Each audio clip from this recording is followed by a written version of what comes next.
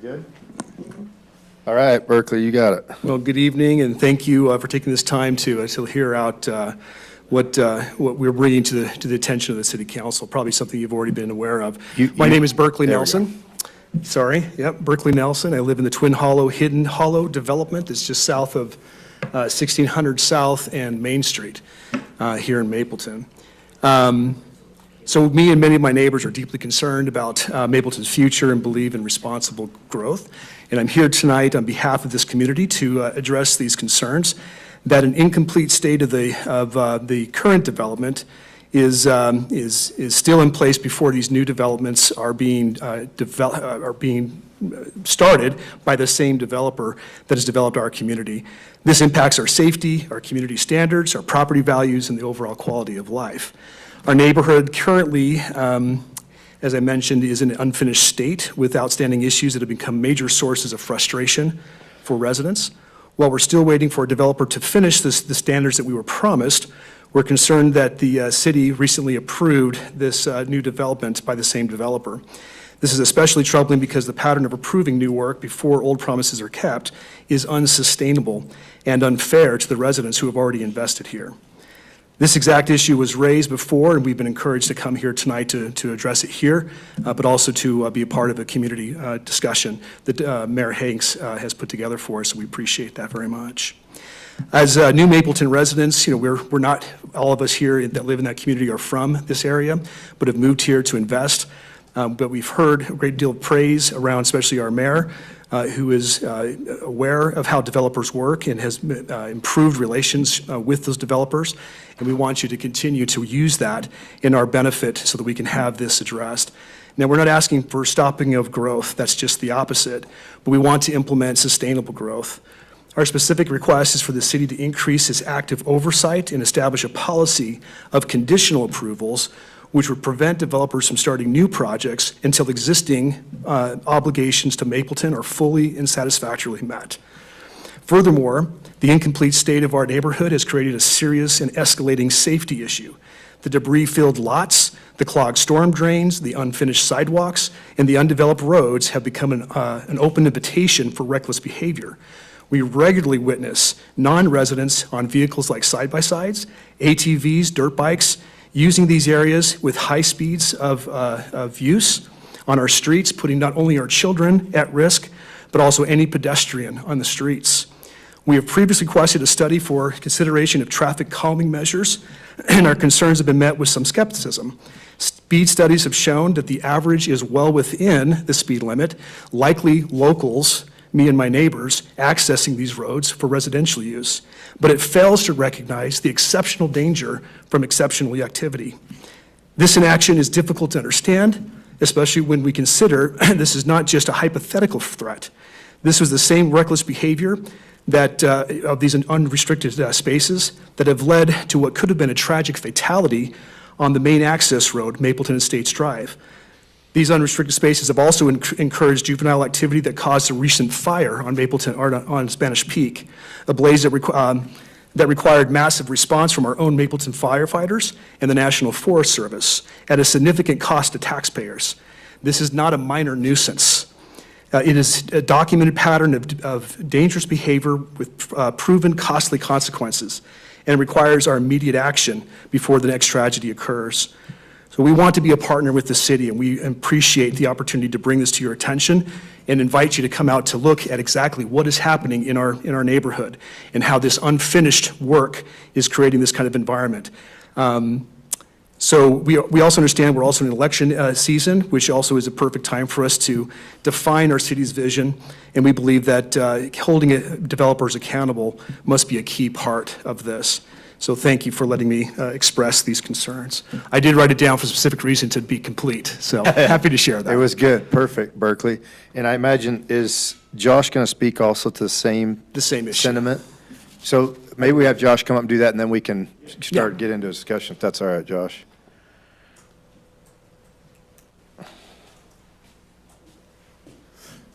Good to be here with you. My name is Josh Christensen. I live in Twin Hollow. Love Mapleton. I share some of Berkeley's same concerns. So I'm here because I'm deeply concerned about the city's continued approval of new developments when there's clearly a lack of oversight and accountability for the ones already built. In our neighborhood, Twin Hollow and Hidden Hollow, the common spaces have been left to weeds and old construction dirt piles, sidewalks are incomplete, and storm drains remain plugged. These are not minor issues, they affect property values, safety, and community trust. Homeowners are left living among unfinished work and broken promises while new projects continue to get the green light. We are feeling cheated and forgotten. The city must start enforcing higher standards. Prior development work should be thoroughly inspected and approved as meeting high standards of quality before any new permits or project expansions are granted to that developer. Developers should not be allowed to move on to new projects until they have fully and properly finished existing ones. We need clear timelines, inspections, and consequences for neglect. I'm asking the city to take this seriously. Do not approve more or continuing development until there's real accountability and visible progress in the neighborhoods that already exist. I invite each of you to personally drive through the Twin Hollow and Hidden Hollow neighborhood, see for yourselves the state that has been left in, and ask whether it reflects the pride we all want to feel in Mapleton. Thank you. Great, thanks, Josh. So this is going to take some chiming in from multiple spots. Let's see if we can, there's been several meetings and several conversations, including we're setting up a group inside, I talked to Berkeley about, and he knows who we're setting up the group with, that agreed last week to be the spokesperson. She's agreed to rally the troops, and so you two might get called on, I don't know. She's going to find people throughout the neighborhood. Corey's reached out to her.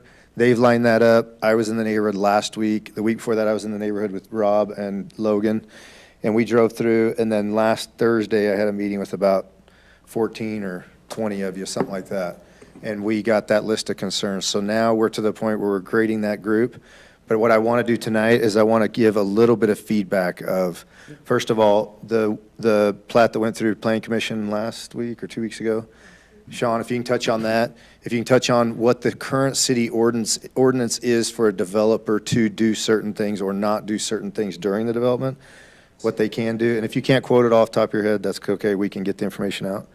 But after all of this, and we give this feedback, the next step is this committee essentially that we're coming together to address multiple things. One big thing that we have right now on the docket is, now that your development has gone in, it's now provided access to, more access, and you can argue it's faster access, it's whatever, right, to that mountain and to that foothill.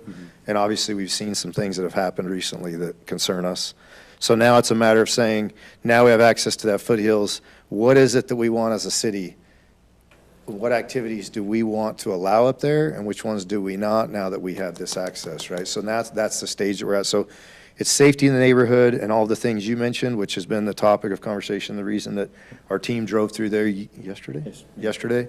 And then also what gets approved and when and why, according to the ordinance. And if the ordinance is not good, then we need to ramp up the ordinance, right? Revamp it so that we can have teeth, because if you don't have an ordinance, you have no teeth, right? And so Sean can speak to that. And then the road issue down in the lower portion that had some settlement, is it 100% done now?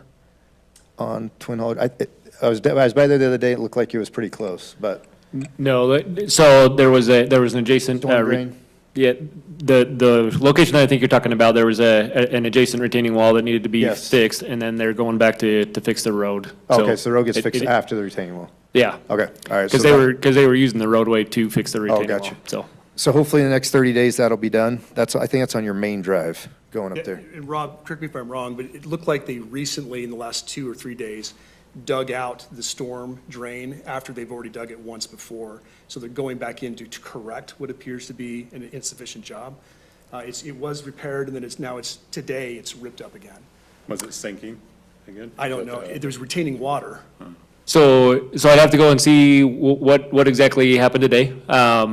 But they had done some work on moving the retention area from, instead of being adjacent to that wall, it was moved across the street several weeks ago.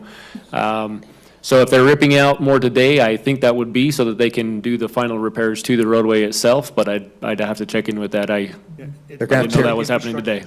So, because it is a the developer's contractor who's taking care of that, not the city, and so if you started on that today, great, but Maybe they're I'm tearing it still all aware. up to rebuild that road, and if that's the case, great, but you can check on that tomorrow? Yeah, I can have my guys check on it. Great. I'll be out of town. And we'll figure that out. Excellent. And then, Corey, Sean, who wants to talk about, like, what was approved at the Planning Commission a week or two ago? Can you explain that? Yeah, so where we're the at? Planning Commission approved the preliminary plat for an additional phase of the project, but it's a different it's not the same developer. So there's really no way for us to hold that property owner up for an issue that may exist in another section of town. So that's not something I believe we can do. One concern we've heard consistently is the concern over the sidewalks. That was a decision made by a previous engineer at a previous time. Not that the decision was wrong at the time, it's just we are no longer following that policy. So all new developments in this neighborhood certainly will have that infrastructure built up front. So Sean, explain that a little bit, what the decision was. Yeah, to- part of the concern was typically in most developments, you build out the sidewalk when you build the roads. infrastructure. But what often happens is through construction, much of the sidewalk gets damaged and has to be replaced.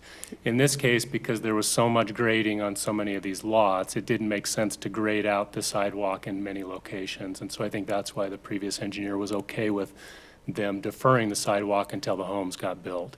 We're not on the same page with that. We want to ensure that the sidewalks do get built up front, and if they have to be replaced, they have to be replaced. That's what everyone Yeah. else does, everyone else. And we have been pushing them to do, even in the ones that were approved previously, we have been pushing them to do. That's, I don't know if, I guess, I'm not sure how much it has been noticeable, but there has been a lot that had been sitting for a couple of years that they have done within the last year because we have been pushing them along. We were doing some as we were out there yesterday. You Yeah. see some of the sidewalk Yeah, improvements. were so they're going on. pouring, they're still pouring more. One of the things that is typically I guess the final, I know you guys we're talking a lot about the inspections, and to be clear, those have not passed final inspection, and that's typically, that's what, from a state law standpoint, is typically what's set up as the final check, is that we don't release bonds that are associated with that until everything is complete. And usually, because of needing to have, bonds open up so they can do additional development, right, that's kind of a self-checking thing, because they need to have that final check from us, so those bonds are released so they can use it on later ones. But there's several phases that the bonds have not been released because we won't sign off on it. And even beforehand, and we've had that discussion with the developer, and they have moved faster on a lot of those things, of saying, yeah, even though that's typically a check, we really just need to get this done, even though that means, us releasing the bond or otherwise, even if you're okay with just having the bond stay out there forever, you need to get these done. What authority does the city have to use the bond funds that you're holding to actually get this done if the developer doesn't get it done within a certain time frame?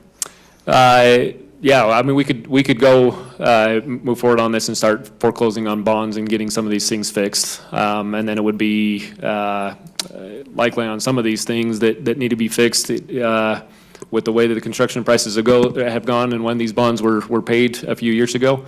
It would be a fight in terms of getting the remaining funds to actually cover the cost of it. And so we've been pushing him along.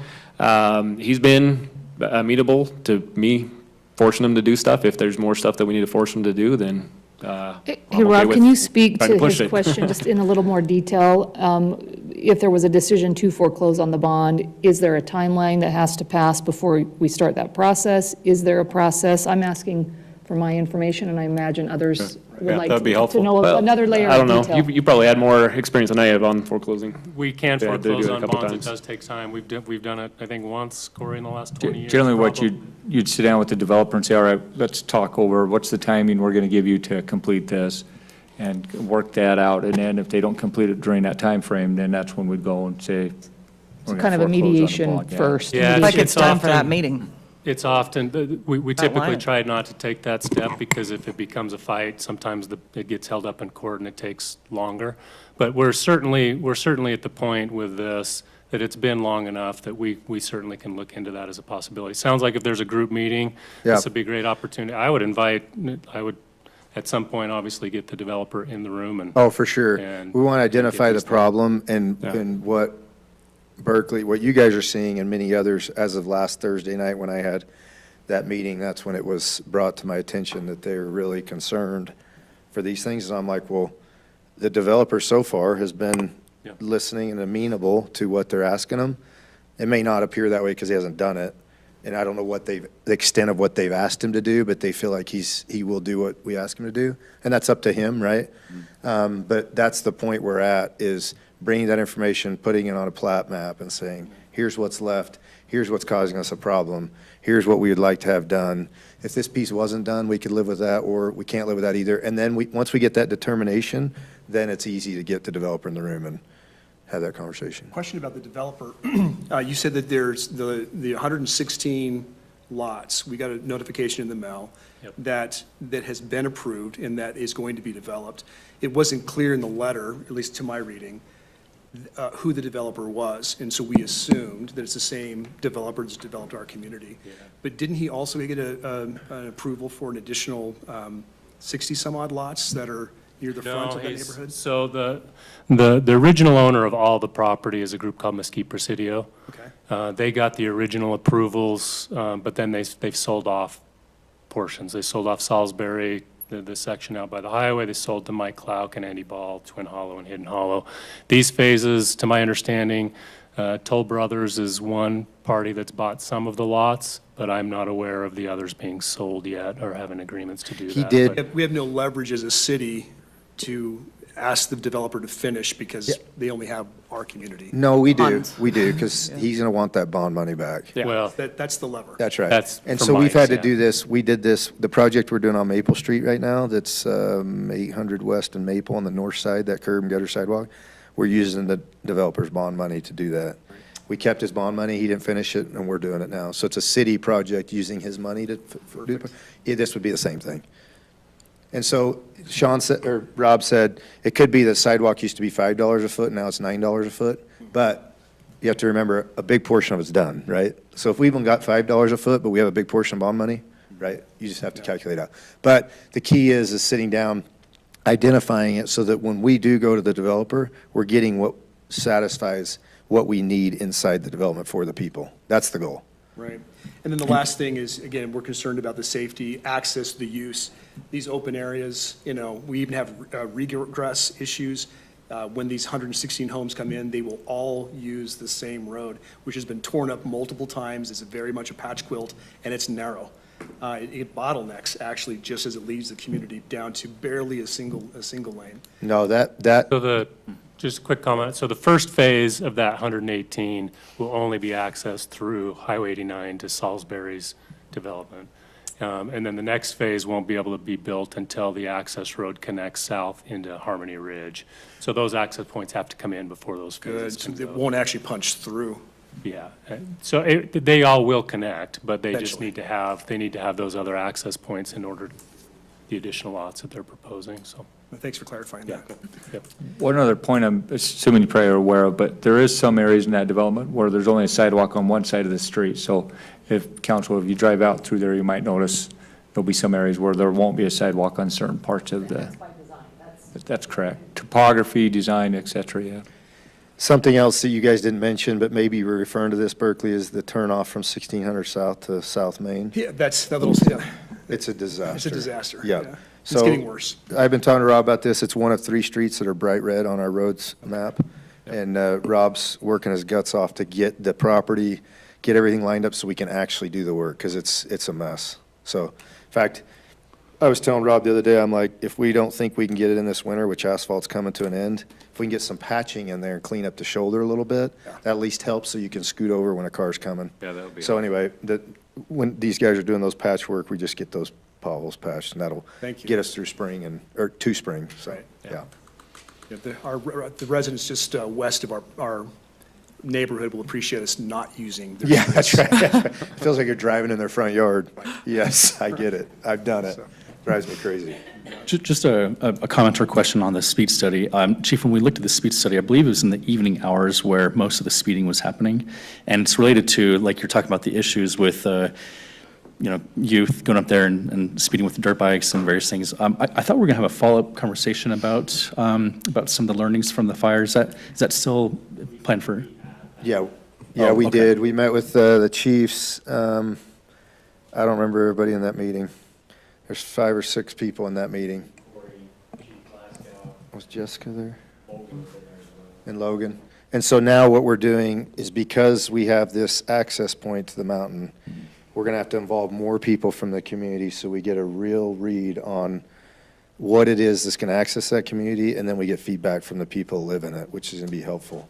So we're trying to manage both sides to get the right outcome for the city as a whole that also doesn't impacts the neighborhood the least amount. And these roads and accesses off 89 are obviously going to help, because people to get there the quickest is going to come straight off Highway 89, and that's almost a straight shot in. Going through Twin Hollow to get up there is, it seems like it takes forever. Like you're almost Spanish Fork, you know? Right, and that's So- why they're young and they're anxious, and so Yeah. they drive in front of our houses at very high speed, and we can see that in the data.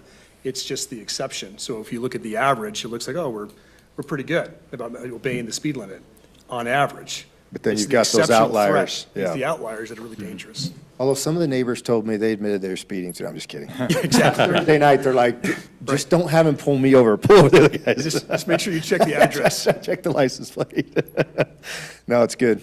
No, thanks for coming. This is super helpful. Thanks, Dallas. And Marcy will be in touch, and she's been willing to take the lead, and Corey's coordinating with her, and we'll see you here soon, probably. Yeah, thank you, Corey, thank you. Yeah. And Chief Jackson will be a part of that, so will Rob, so everybody will be in the room. We'll be there. Okay? Some few of the others that are here, too. Okay, awesome. Thanks, guys. Appreciate it. Great, thank you. All right, let's see. We'll move forward to these consent agenda items now, 1 through 5.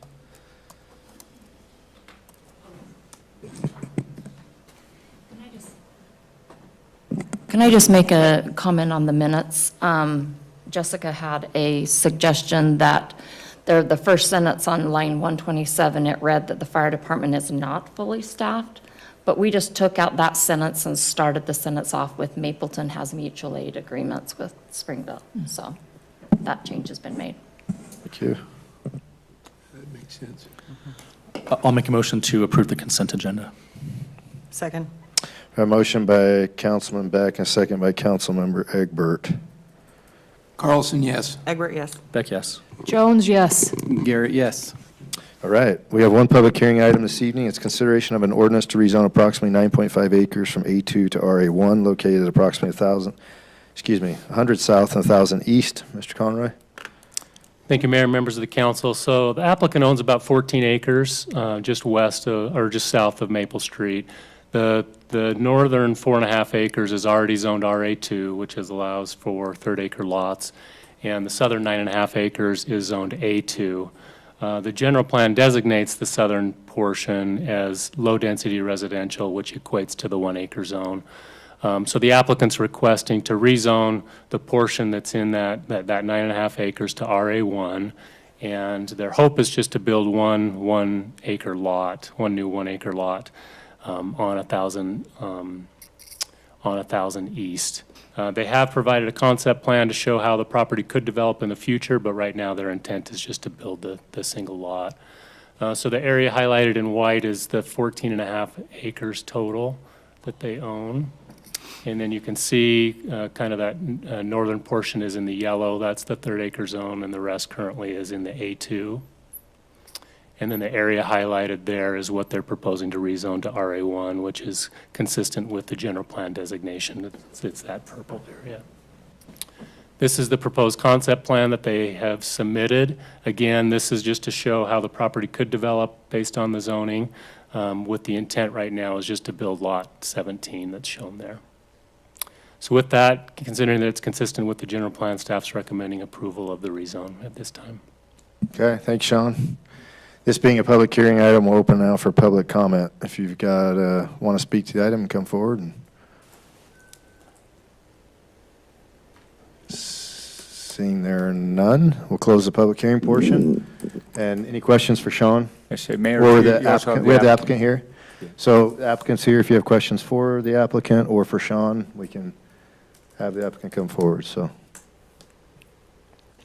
I had a question on the scale drawing. I assume that's following city code, On the concept drawing, concept drawing that you have up there now. generally, yes. This isn't to the point that it's been engineered Okay. for, I you just know, noticed that everything, but The new road going south is narrower than the other road, which I think ought to be the same. yes. In this case, we would have it neck down a little bit because it was constructed, I think, at that 42-foot right-of-way, which is excessive for this So it will residential slow zone. down.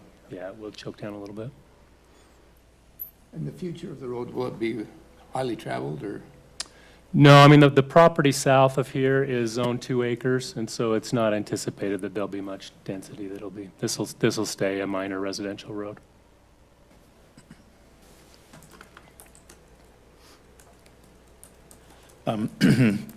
Talking with some of the neighbors, I appreciate Mr. Murray for involving his neighbors on his plans. It's interesting to me hearing how much these neighbors want to preserve the area to the south and want that to stay A2 zoning.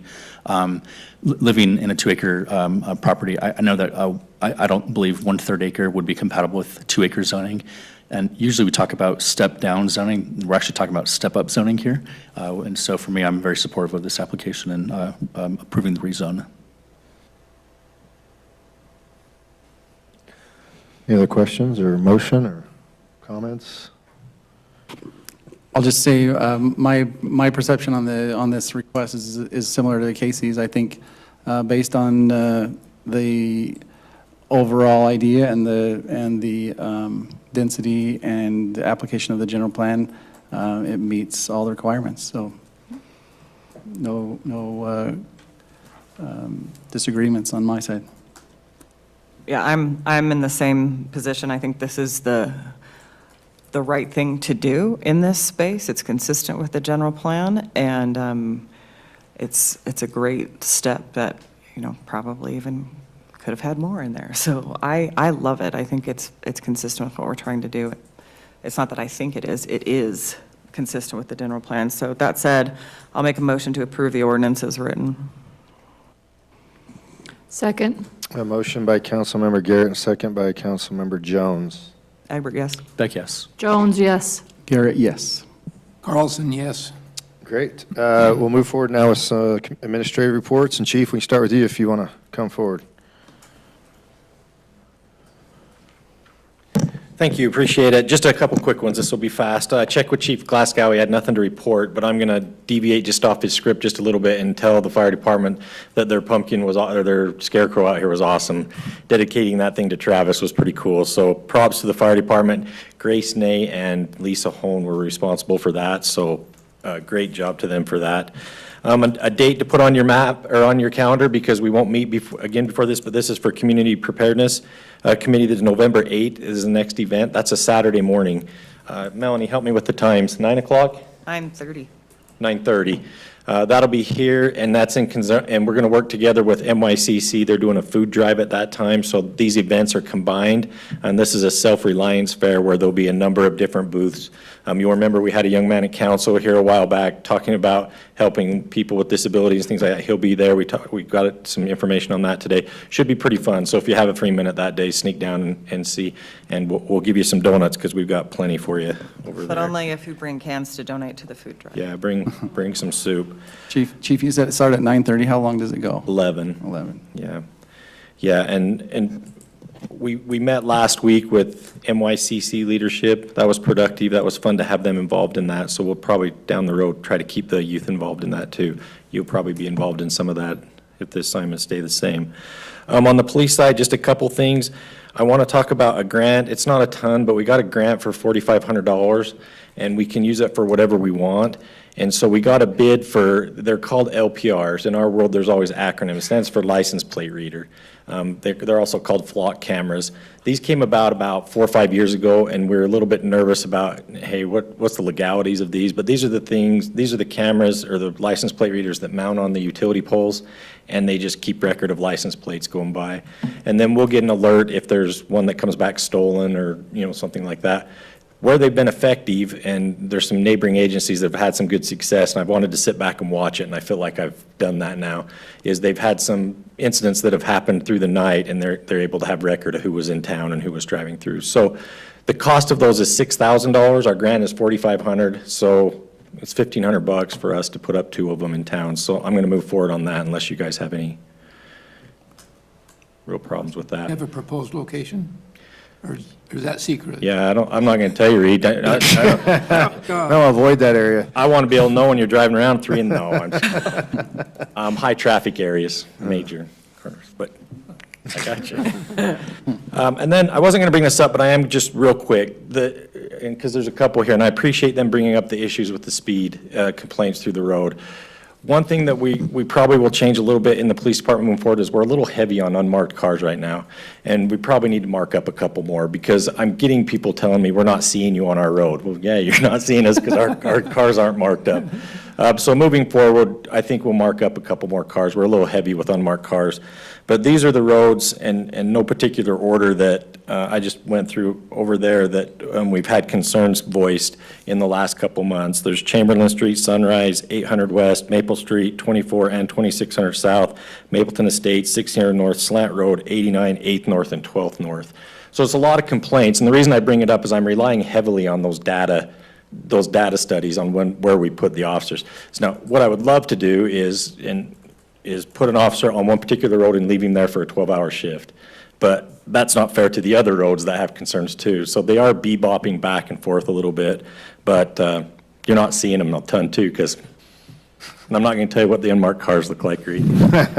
So any questions on You that? know, one thing that's interesting as I've been going around and people have been talking to me is sometimes I'll be somewhere and they'll say, I know what the problem is. I'm like, oh, good, tell me. And they say, your policemen are too nice. And I'm like, is that a problem? Or is that, you know, because it certainly wasn't the case before, I felt like. And so now these guys, you know, and then I'll go somewhere else and they say, well, I get a ticket every time I get pulled over, you know. And so anyway, it's always that balance of figuring out. I've witnessed you do what you do with the people, and you're doing a great job. And I've been in the meetings with you and our policemen and talking about this issue, and I think you're directing them appropriately. I just think that, you know, obviously, I mean, there's a car that drives past my house a couple of times a day, and I could probably say it's going 65 at least, right? Like, that's what it feels like. I don't know if it is, but it feels that way. And I'm like, dang, we got to get somebody over here to slow them down, you know? So I get it. I'm totally aware of it. We just got to, you know, when there is an issue, I'm grateful that people bring it forward so that we can jump right on it, address it, and see what we can do to, you know, calm that. And the policy that you carried it 2 years ago that we put in play. Traffic calming. Yeah, calming policy, I think is good. We just got to, it's this, we get feedback and we go handle it. Well, and I certainly sympathize, especially with the frustrations with the UTVs and the e-bikes going, I know that, I've Yes. seen them. I see them, I know it's there. And quite frankly, to be honest, a lot of them are repeat offenders, and we're not getting a lot of help when we send them to court. There's just not a lot of punishment to that. Yeah. So, And I get the but that's parents- no excuse for us to not be out there. No, so- the parents of those people call me and, you know, gripe at me because we did do that, you know? Yeah. And I'm like, well, we have to enforce something. You know, we can't not enforce it. Yeah. So Oh, anyway, for sure. Yeah, so I think you're doing a good job. We'll keep after it. It is a tough balance, but thank It you is. for recognizing it. Thanks, Chief, appreciate it. All right, Sean? Nothing for me. Nothing, Rob? Yeah, a couple things I wanted to bring to your attention. We did a warrant study at 1200 North and Main Street for a four-way stop. We had our Transportation Master Plan consultant do that. And it does meet that, actually, multiple warrants for a four-way stop. And so I wanted to let you know, we've ordered the parts, we've actually got them now. Because it's such a main intersection, we are planning on doing the ones with the flashing lights. It's not bright, it's not like it lights up the entire thing, right? It just brings some additional attention as people are approaching to make sure that they know that there is a stop there. So that should be going in within the next week. We also took a look at. Why don't you just hit real quick too, as far as some of the things that Chief brought up to make sure people recognize them those first couple of weeks. You were going to put up some Oh, yeah. additional signs out there to. Yeah, so on A-frames, we've got, what does it say, traffic,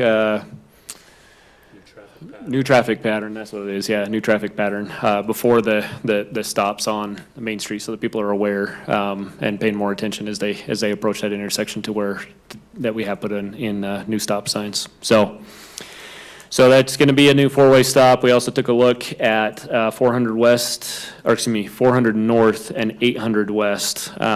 There's increased traffic with everything connected over to the highway.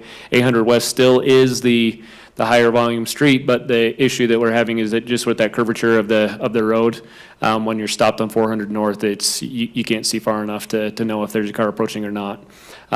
So with the higher traffic on 800 West, it doesn't make sense just to switch and make them stop. That's not the recommendation. That's not the state recommendations on it. So the state recommendation is based off of the situation that we have there is a four-way stop. And so that's going to be the plan is, after putting in the four-way stop at 1200 North and Main Street, putting those signs, letting people know that there's a new traffic pattern, we'll bring those same signs over to 400 North and 800 West when we put in the four-way stop there in a couple of weeks. Also wanted to get it is something that to where I'll need city council approval on, and I'm asking for a ratification. We were just made aware just a few weeks ago of a flooding issue off of 2000 North, actually up into backyards in Springville.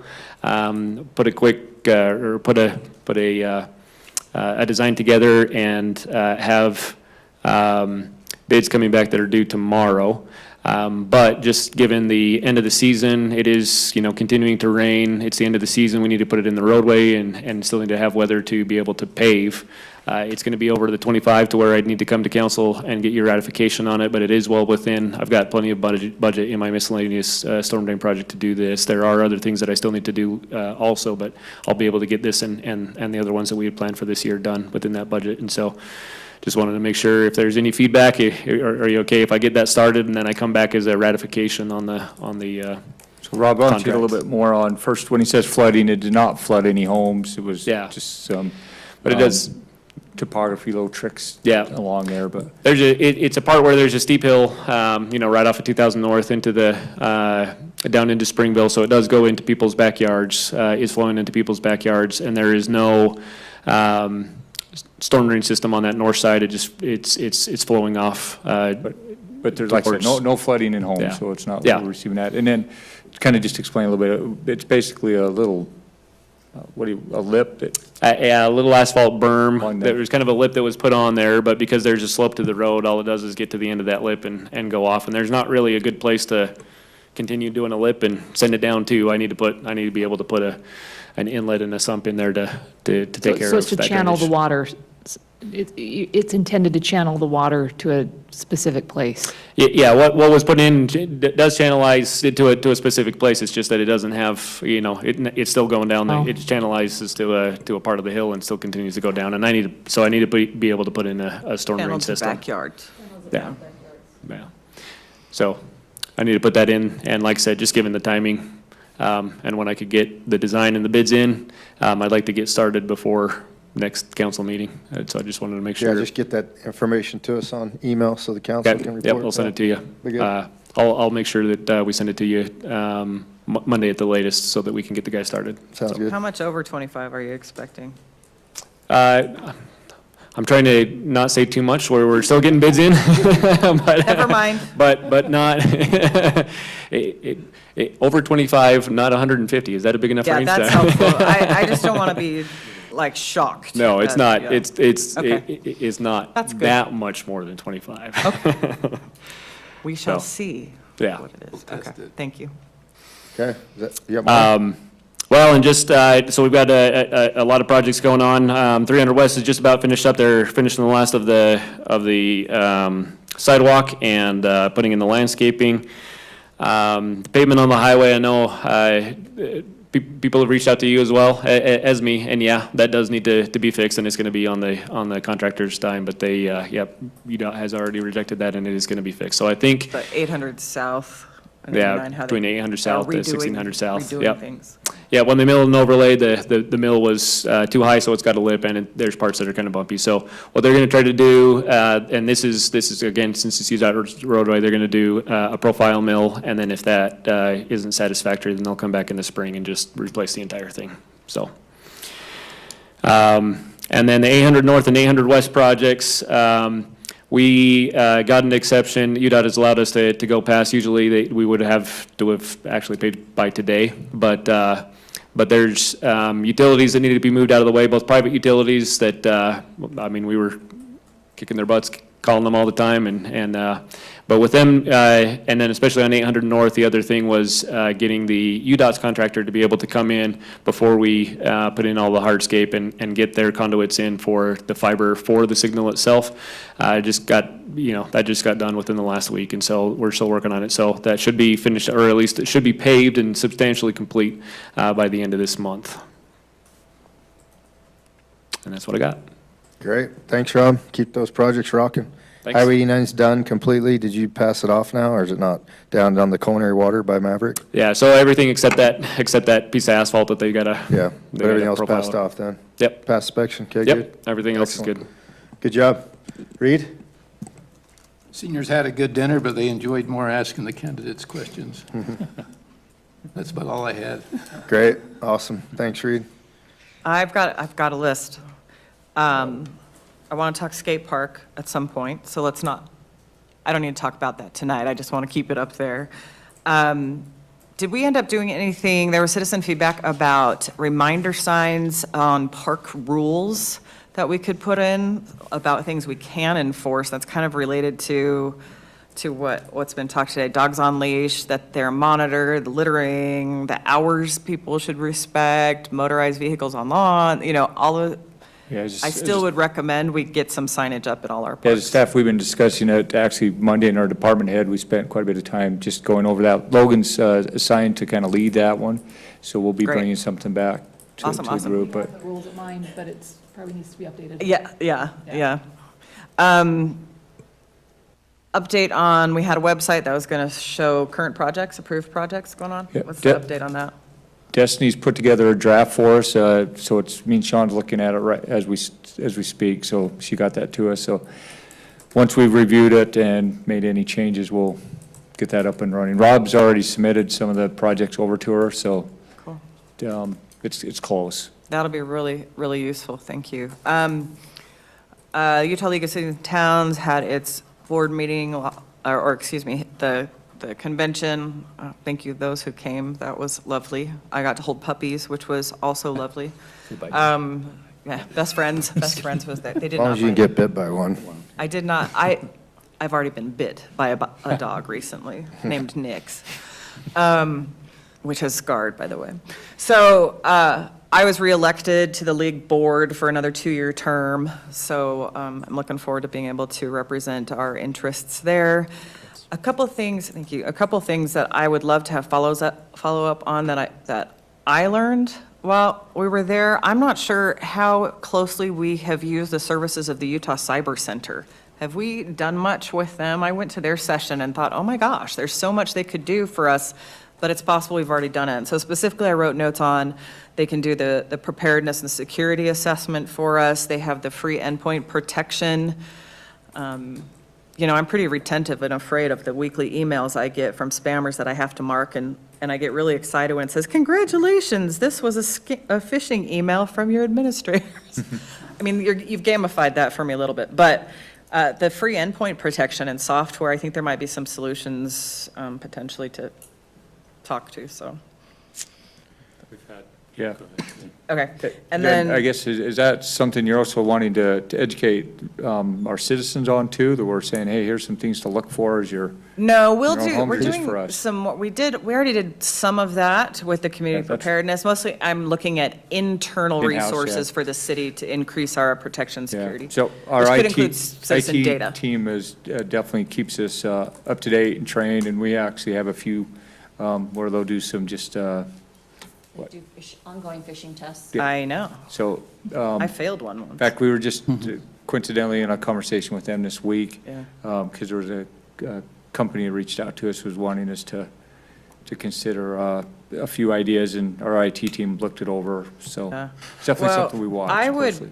would recommend we build a relationship with the Cyber Center, that's the state's resource, because they're, at a minimum, do a preparation assessment, but there are free software for end users in cities there, so just something to look into. Okay. Let's have Phil dive into that and see what Yeah. we can use there that's useful. Yeah. And we talked about this a little bit, the America's 250 celebration that will fall in line with Mapleton's 125th. So I just want to make sure we're Well- doing something there. I'd love to see a committee, an ad hoc committee formed, have some citizen representation. I loved the America's potluck on July 5th. For citizens in the room, those, or online, those of you who aren't aware, so America, every state basically is celebrating the 250th anniversary of the United States, and there are some very specific initiatives created. One of those is for Sunday, July 5th next year, and it's called America's Potluck. And it's about have dinner with your neighbor. Everybody on the same day in the entire country, go have dinner with your neighbor. And you can have your neighbor, you can have your neighborhood, you can do whatever. And so Utah has a committee that's opting in as a state, and they're looking for cities to participate. And since, Pioneer Day for us is 125th anniversary for us next year, then, 4th of July, 5th of July things, we could just party all July together, which is very, very community-centered. So I just love us to start planning on that. Yeah, Logan's assigned to that one as well. He's going to lead us out. Logan for the win. But we did discuss that one under department heads. And then, in terms of legislative policy, there hasn't been, there's a lot moving in the back end. They've obviously seen some of the special session stuff, but it's more state level, less about municipal policy, but I'll get a sense more of how that's moving coming up. And then I'm speaking next week at the Policy Circle Summit in Arizona on the intersection of AI and municipal government engagement. So we'll see how Boy. that goes. I know, Can we right? watch it online? No, Yes. but I don't know We'll what I'm find it. going to say yet, so We'll we'll find see it. how I want to that be able to make comments. I'm sure many people would love to make, anyhow, Great. that's all the things. Good job. Thanks, Jessica. Do you want to talk about that? Well, I brought that up as the first thing. I just don't want to lose it. I want to say It's on his list. skate park. It's not an urgency for the winter right now, but I'd like to within the next few weeks to start shaping out locations specifically. 100%. Logan and I had a good meeting with MYCC advisors before they put out their applications, and just to understand, make sure that the new applicants understand dates and events for next year. And Jessica was helpful to tell us when the league will be having their local officials day. So that's all set. But they did have some feedback on the Moonlight Half, and I think we're going to have a follow-up conversation about it. They had a lot of safety issues that they mentioned, and so just one more item when we have a bigger conversation about that event. That's it for me. Great. Thanks, Casey. I'll say one thing before we go. We don't normally announce when people have passed away in the city at city council and don't go through that. But because of the nature, if you guys remember about maybe 4 city council meetings ago, there was a gentleman that came to the pulpit and got emotional about the Third West project. Was it July? Yeah. You guys remember that in July? His name's Jess Christian. And I had met with him prior to that, and he's been really passionate about doing this 300 West project because he has a Down syndrome granddaughter that travels to school on that road. And shortly after that, he was diagnosed with cancer, and 7 weeks later passed away. Oh, my God. So he just passed away this last Sunday. We lost a really good man. So anyway, I just thought I'd tell the council, and his kids live here in the city and good people, and I think it's timely that we got the project approved, and got it under construction, and that was a big deal for him to see that. Obviously he didn't see it done, but anyway, so thank you, council, for moving forward and doing the right thing, and it changed his life for sure, And you obviously saw how emotional he was about it, so anyway. Yeah. No, thanks for mentioning that, and I too, it's nice to drive down 300 West now as we see our city grow, to have a sidewalk and know that those little elementary kids are on safe ground. I appreciate that. Logan's not here, but I think his team does a fantastic job with our city events. The Scarecrow Spectacular is a fun event on a Saturday afternoon in October, and he's not here, but I so much appreciate his team and the heart that they put into what they do. We're very lucky to have them. So, Yeah, for I was sure. going to mention two things to that, piggybacking on. One, we had a lot of positive feedback. They liked where it was located at. Two, the community pumpkin night, boy, that was crazy, the amount of people that were coming and going. And that group was just happy to be there and very complimentary and thinking, I mean, Camille, we're kind of up at the front there as they were going through, and just a positive. Casey, I know you were there, family night that. did it work well to have those vouchers? Yes, Did that, yes, I'll the bet that made vouchers. things way smooth, didn't it? And Way it more tells you smooth. how many people are reading the newsletter, which was a lot of people. I was pretty impressed. Wow. Was there one in the newsletter or two?